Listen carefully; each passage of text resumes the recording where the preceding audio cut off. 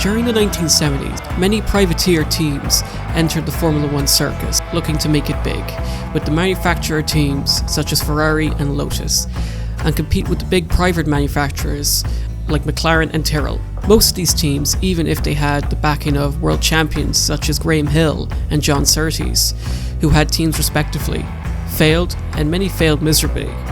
And that's what I'm going to talk about today.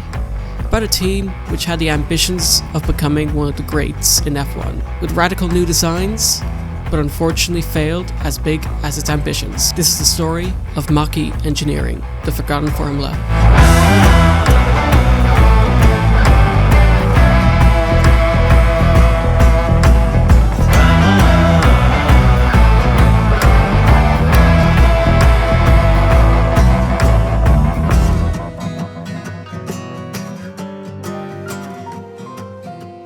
The year is 1973, and two young and inspiring engineers, Kenji Maruna and Masao Ono, had the idea of starting a Formula One team. It had been 5 years since motor giant Honda last competed in Formula One, which in 5 seasons from 1964 to 1968, Honda would get 2 wins and inspire many people in Japan to go into engineering.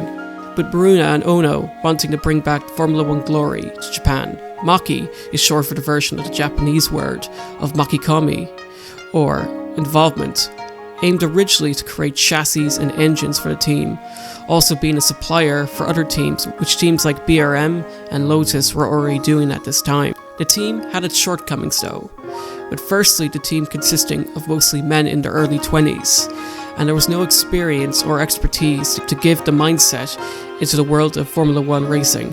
Not even a team ownership, so Maruna and Ono decided to hedge their bets by trying to employ an experienced F1 driver, who also knew how to run an F1 team from the ground up.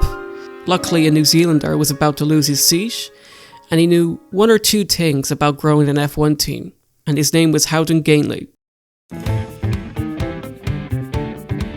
Gainley, who had first been racing in Formula One since 1971, had raced for teams such as BRM and Frank Williams Racing Cars, with its modern day form being Williams F1 team.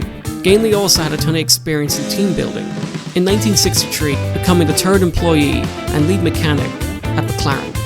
McLaren in 1973 were the textbook example of how to make it big in F1 as a privateer team, and most important, quickly.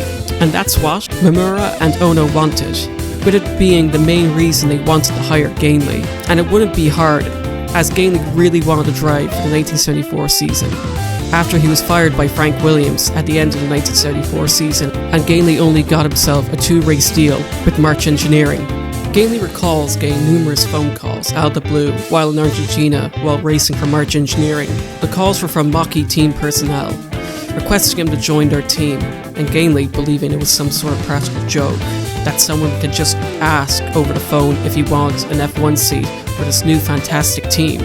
So he hanged up the call. It was not until the second call in Brazil, with the same message of joining the team, Gainley accepted the offer. Ironically, Nomura and Ono used fake names of Mr. Togo and Yakamoto when speaking to Gainley, and those were the names of the 2 men who organized the Pearl Harbor attacks. In the years to come, Gainley said those names were quite appropriate, as the team would be as messy as Pearl Harbor in December 1941.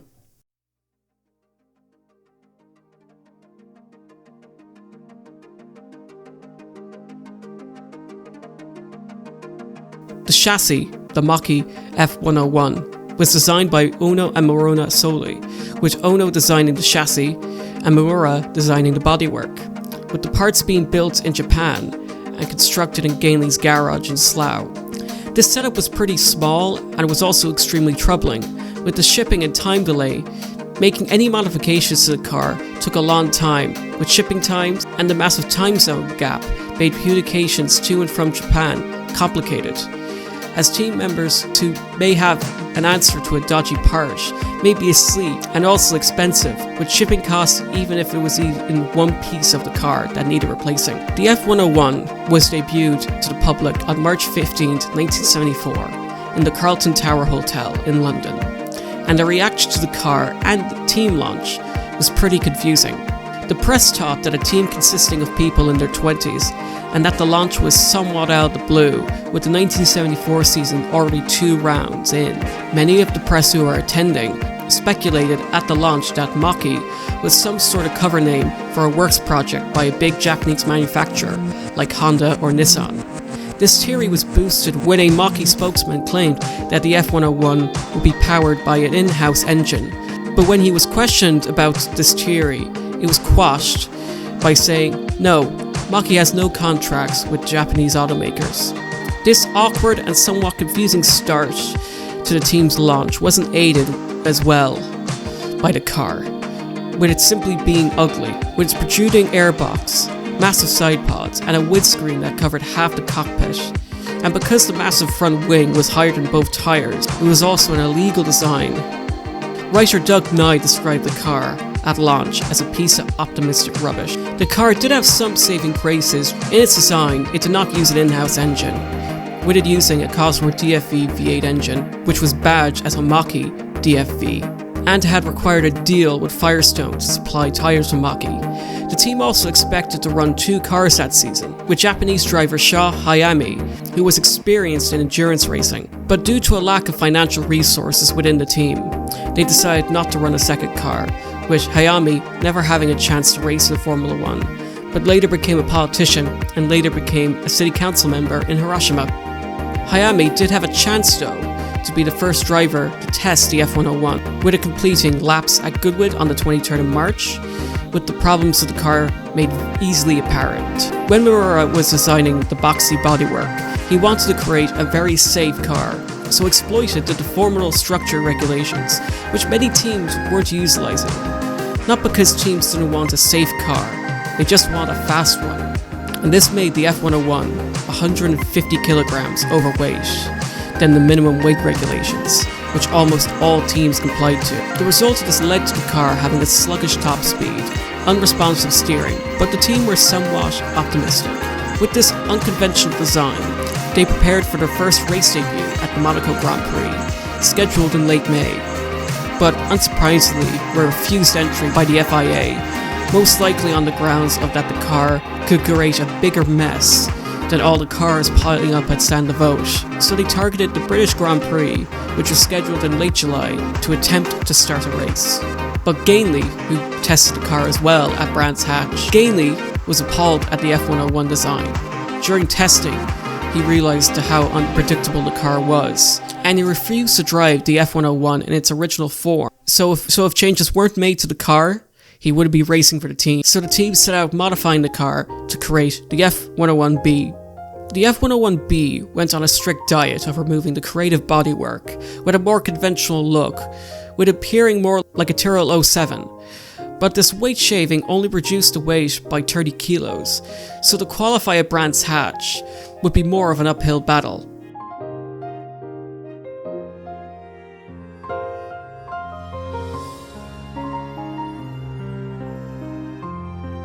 When Gainley arrived at Brands Hatch on the Friday practice session, he was baffled to not see any Maki team personnel at the track.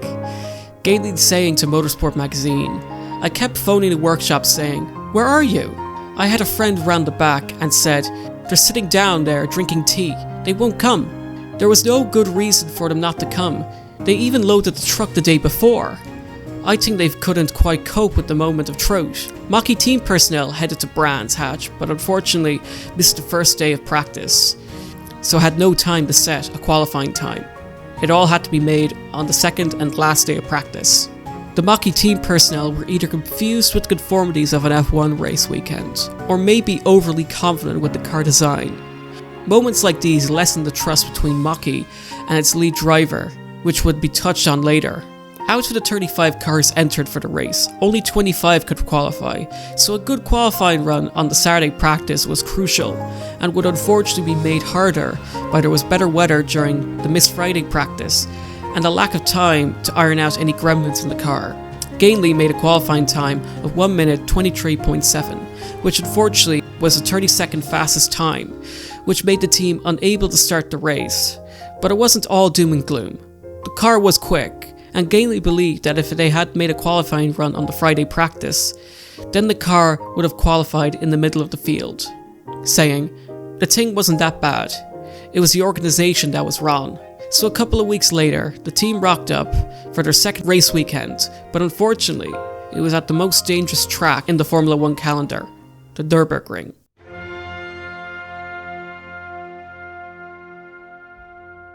And this race weekend, for the team, would nearly turn tragic.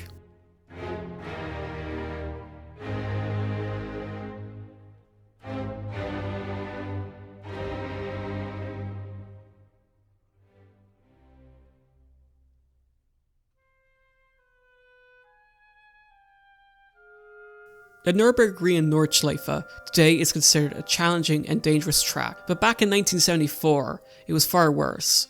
With the track being over 20 kilometers, it was roughly 10 times longer than Brands Hatch, and because of its length, the lack of track personnel and distance from a medical centre made accidents even more deadly.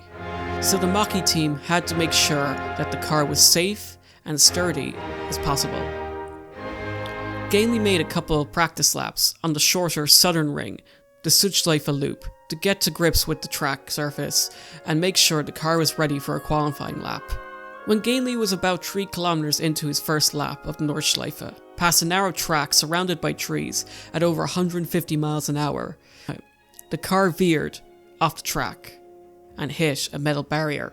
Gainley hit the metal Armco barrier at high speeds. The crash was so violent that the nose of the car was sheared off and left his legs exposed during the crash, which must have seemed like forever. The F101B stopped on track in an utter mess and completely written off. Gainley broke both of his legs because of his legs being exposed, which put an end to his race weekend and also ended his Formula 1 career. It was later determined that the rear suspension rod failed and resulted in a quick and violent turn towards the barrier. Gainley originally asked during testing if the car had structural rivets. The team said yes, but he found out after the accident that the car used much weaker pop rivets, so it wasn't too surprising it failed. The accident also showed how unsafe the car's design was, the bulky bodywork making the chassis extremely dangerous and brittle. Bernie Eccleston, the head of the Brabham team, has been quoted to have said about the team's car design, "I won't have a water tank made the way that monocoque was built." When Gainley was in hospital in the UK, recovering from his injuries, he received a call from Amura, who said he would sue Gainley because he didn't show up to the A1 ring in Austria for the Austrian Grand Prix. Gainley did not renew his contract the next season and retired from Formula 1, spending the rest of his racing career in sports cars. There were plans to race again for either the Italian or Canadian Grand Prix, with ex-Lotus driver Dave Walker to take the wheel of the F101B. Because of monetary problems, the team elected to re-enter the grid for the following year to update the car's design, with the 2 remaining monocoque tubs they had remaining, and also to secure a title sponsor.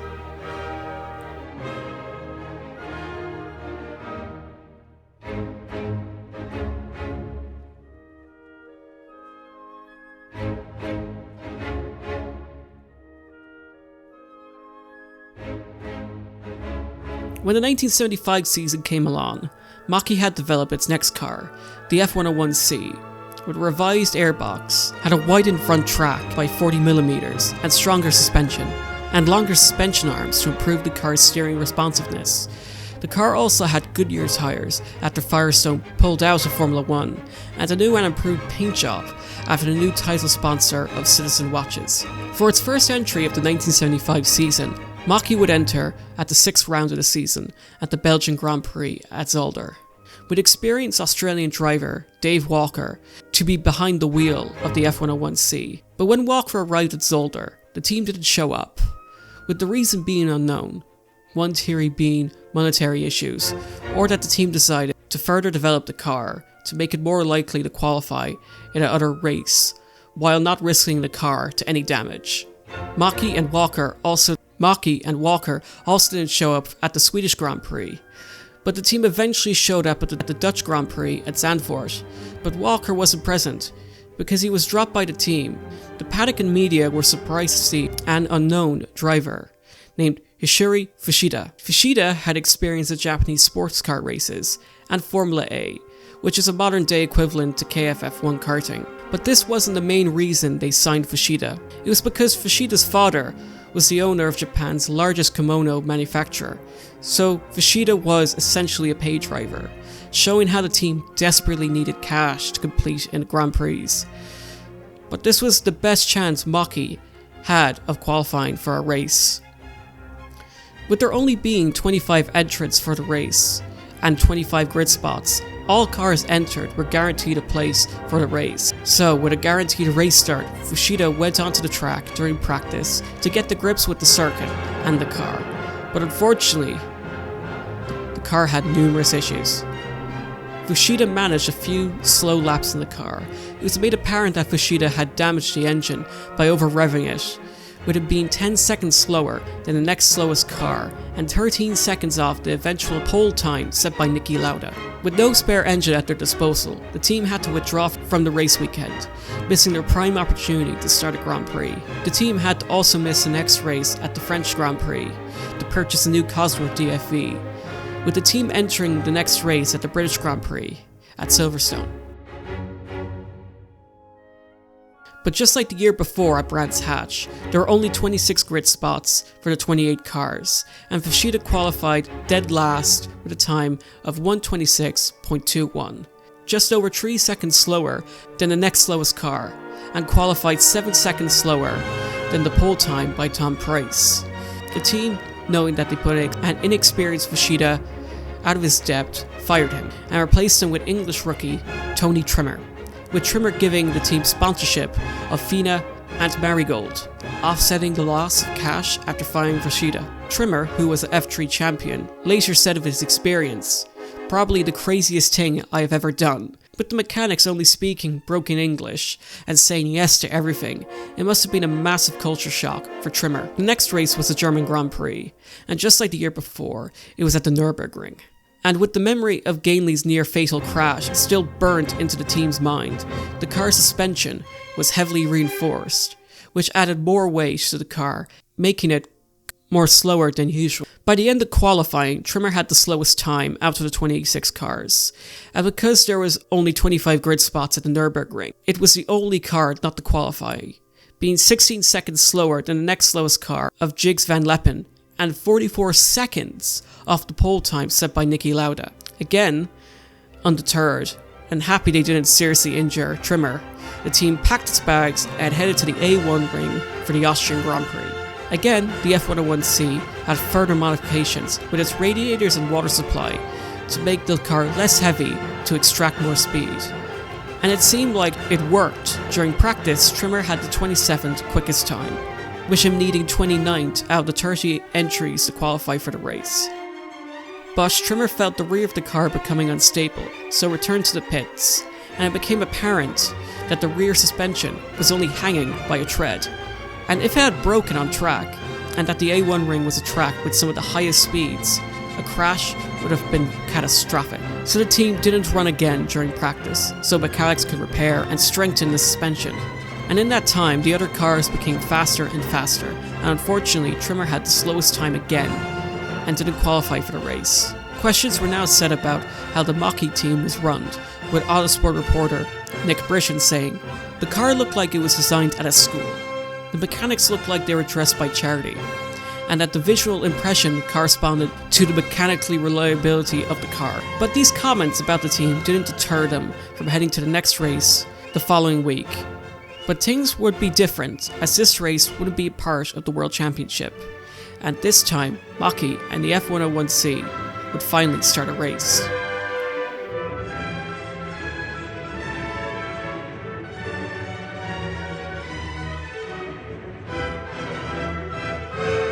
Even though the next Grand Prix, the Swiss Grand Prix at Dijon, the race wouldn't count towards the World Championship, so points weren't awarded, and these non-championship races were held to be a filler in the smaller 16-race calendars of previous Formula 1 championships. Because there were no points on offer, most of the big teams only entered one or even didn't enter the race, which for smaller teams like Maki would be their opportunity to start a Grand Prix, without the worries of not qualifying, with there only being 16 entries. Trimmer qualified the F101C in 16th and last place, and the race would be a chance to show the car's ability under a race pace. And so, the Swiss flag waved, and 60 laps of the Swiss Grand Prix were underway.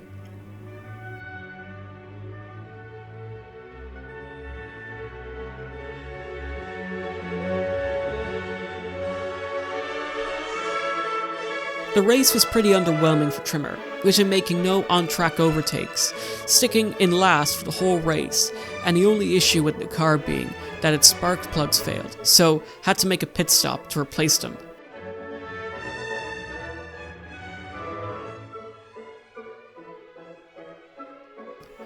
When the checkered flag waved, Trimmer and the Maki F101C finished 13th and last of the finishers, with Emerson Fittipaldi retiring on lap 6 due to clutch troubles, Jean-Pierre Jarier retiring on lap 33 due to transmission issues, and Joe van der Den not being classified.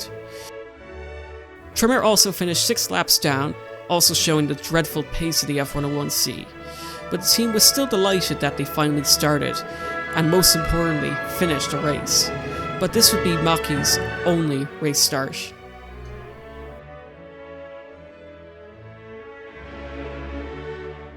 Business returned to usual when the team rocked up to the next championship race at Monza, with Trimmer having clutch and tyre problems, leading to Trimmer having the slowest time and didn't qualify for the Italian Grand Prix, 7 seconds off the pole time, which was again taken by Niki Lauda. And with the team not participating at the final race at Watkins Glen, the 1975 season for Maki had concluded, but it would not be for another year until the Maki name was seen at a F1 race weekend.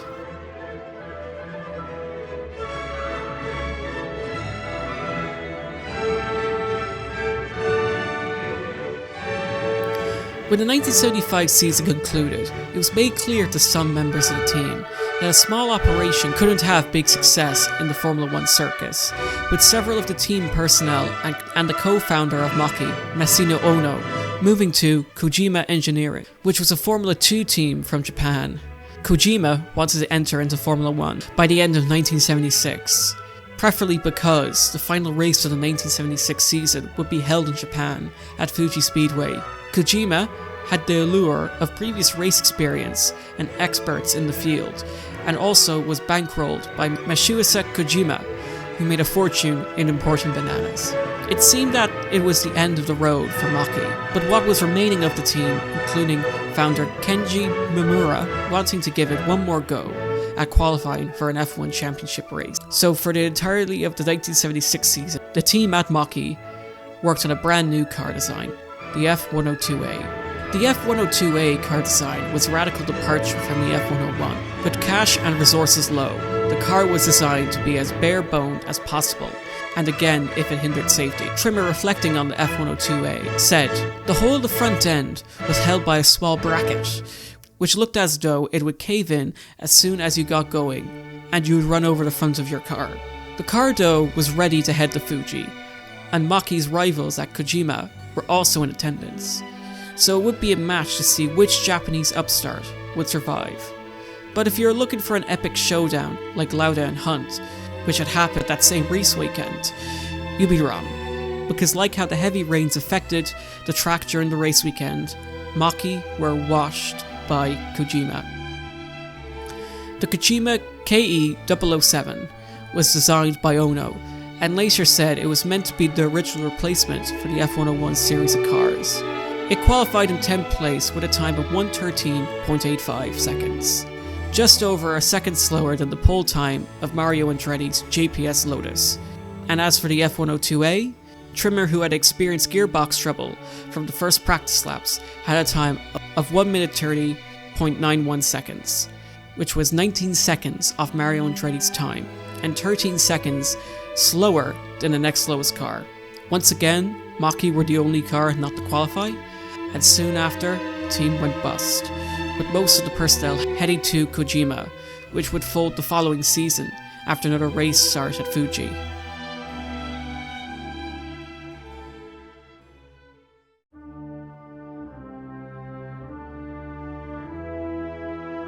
Even though Maki had the promises and excitement of a big F1 team, The harsh and hard realities of being an F1 team were apparent, and also with the culture shock of European racing and designing an F1 car shows how newer F1 teams had to be cautious in their first races instead of going for glory. But their story lives on of how a small group of people who wanted to take over the Formula 1 grid, and well, even if they had one non-championship start, showed they could race, and when the car did work and wasn't breaking itself to pieces, it shows how far beginners can go, showing what it takes to be a part of the forgotten formula.